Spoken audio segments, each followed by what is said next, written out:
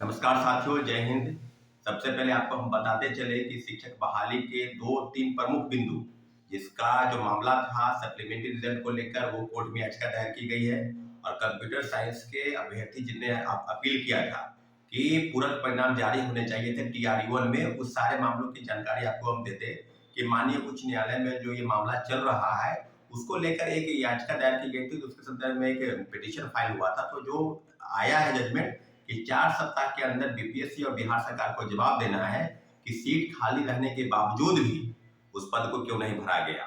और दूसरी तरफ उर्दू के जो पद थे, जो 1 to 5 से लेकर 11-12 तक सभी पदों पर, खासकर 1 to 5 में सप्लीमेंट्री रिजल्ट को लेकर याचिका दायर की गई थी, उसका भी मामले का जजमेंट जो है वो आने वाला है। इसके बारे में भी आपको अपडेट कराएंगे। 1 to 5 में भी जो Satyam Kumar versus government of Bihar का मामला था, जिसको लेकर याचिका दायर की गई थी, उसके मामले में सुनवाई चल रही है। कोई जजमेंट आएगा और उसके बारे में भी आपको अपडेट करेंगे। लगभग ये दर्जनों याचिका जो है वो सप्लीमेंट्री रिजल्ट के नाम पर TRU-1 में दायर हो चुकी थी और धीरे धीरे सब मामले जो है वो सुनवाई हो रही है, सब पर जजमेंट आ रहा है। जाहिर सी बात है कि सरकार को बीपीएससी को सब मामलों पर जवाब देना है साथियों।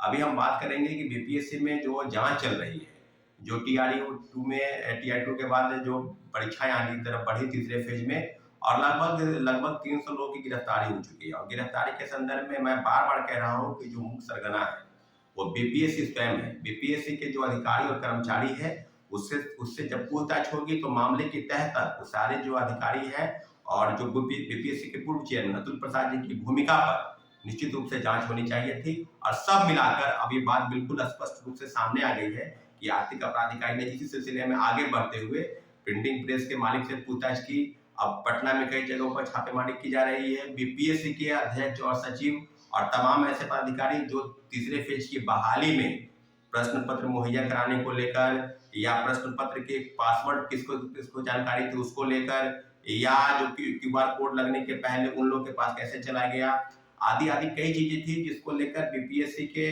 अधिकारियों और कर्मचारियों से पूछताछ की गई है और जल्द से जल्द उनसे जवाब तलब करेगी, उनसे जवाब मांगेगी। और जो चीजें आरोपियों द्वारा गिरफ्तारी के बाद जो जानकारी दी गई है, दोनों बातों को मैच कराया जाएगा।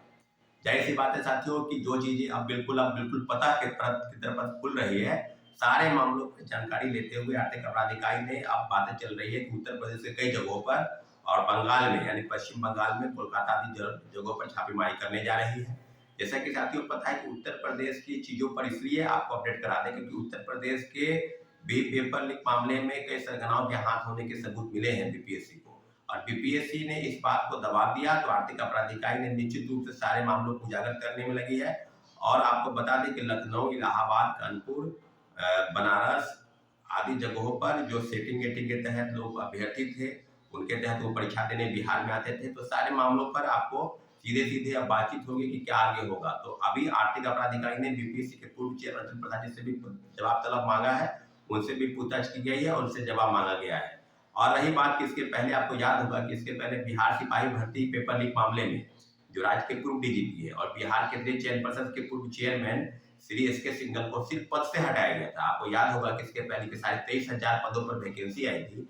और जो पेपर लीक मामले को लेकर जो उनकी तरफ से बयान दिया जा रहा था, तो सारे मामलों पर अब तहकीकात की जा रही है और निश्चित रूप से सारे चीजें बिल्कुल स्पष्ट हो गई है कि क्या बीपीएससी और उससे उसके अलावा जितने भी संस्थाएं हैं और जितने भी एजेंसी है परीक्षा कंडक्ट कराने वाली, सारे मामलों पर क्या इसी तरह से लीकापोती होगी। क्योंकि आपको याद होगा इसके पहले 67वीं पेपर लीक हुआ, उसमें कई आरोपी की गिरफ्तारी हुई, लेकिन जो मुख्य सरगना है, कोई पिंटू यादव का नाम बता रहा था, कोई आईएएस रंजीत का नाम बता रहा था, कोई रंजीत रजक का नाम बता रहा था, परंतु जो मुख्य सरगना है वो भी अभी भी गिरफ्त से बाहर था। और सारे बिंदुओं पर तहकीकात करते हुए आर्थिक अधिकारी जांच करना चाह रहे थे, परंतु धीरे धीरे जांच जो है अधर बस्ते में चला गया, ठंडे बस्ते में उसको रख दिया गया। तो क्या बीपीएससी 67वीं की तरह ही इस तरह के जो शिक्षक बहाली के तीसरे फेज में पेपर लीक का जो कांड हुआ, उसमें कितनी कितनी लोगों की गिरफ्तारी हुई और क्या उसके मुख्य आरोपी है उस तक अगर आर्थिक अपराध इकाई नहीं जाएगी तो क्या इसी तरह से मामले को खत्म कर दिया जाएगा। जाहिर सी बात है, निश्चित रूप से हम सभी एकजुट हैं और निश्चित रूप से आने वाले समय में आर्थिक अपराध इकाई जिस प्रकार से काम कर रही है, बेहतर काम कर रही है।